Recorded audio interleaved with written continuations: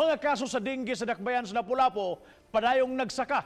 Gani ana gihapon kini sa ikaduhang dapit sa Tibok Region 7 nga taas kaayo ang mga nataptan. Subay nini mo pahigayon og dengue caravan ang dakbayan inabagan sa Department of Health. Tungod usab kay bisan pa man sa mga laka nga masumpo sa hingpit ang mga kaso sa dengue, wa gayud muminos ang nanganasakit. Ani ang report ni Luan Mirondina.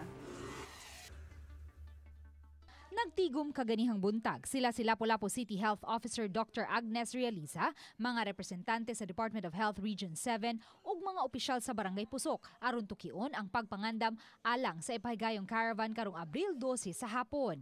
Base sa dato sa Regional Epidemiology and Surveillance Unit Congreso 7, gikan Enero 1 hangtod Marso 30 karong tuiga, aduna nay 496 ka mga kaso sa dengue nga natala sa dakbayan, diin usa niini ang nakalas. Nagpabilin ang dakbayan sa Lapu-Lapu sa ikaduhang dapit sunod sa dakbayan sa Sugbo nga may 749 ka mga kaso sa dengue ug 8 kanila ang nakalas. Kani nga launching nato ika April 12, after sa program mag-clean up drive dayon kanang tumong gyud sa 4 o'clock nga gipahibaw gyud nga every 4 o'clock ang mga tao sa komunidad kana ging make it a habit nila nga maglimpyo gyud.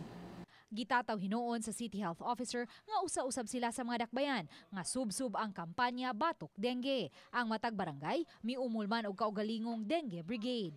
Ang dako po na ng party po nato ang attitude gyud sa mga kanang community nga kana kay mo participate gyud sila ba sa atong ang kanang program sa government nga maningkamot nga atong locality limpyo gyud kay ang pinaka number one good nga prevention good sa dengue is environmental sanitation cleanliness. Uban ni Rinante Quiñones, Luan Mirondina, Balitang Besda.